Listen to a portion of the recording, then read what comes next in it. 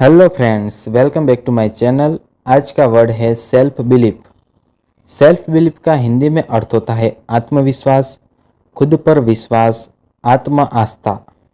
जब आप अपनी एबिलिटीज पर भरोसा करते हो और खुद को कैपेबल मानते हो तब यूज होता है self belief.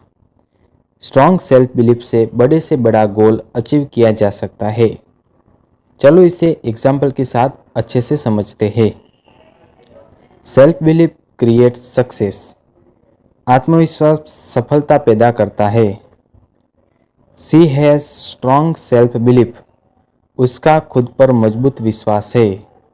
With self belief nothing is impossible. आत्मविश्वास के साथ कुछ भी असंभव नहीं है।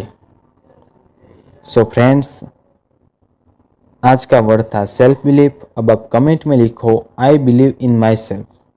मिलते हैं नेक्स्ट न्यू वर्ड के साथ। चैनल को लाइक करें, शेयर करें और सब्सक्राइब करें। धन्यवाद।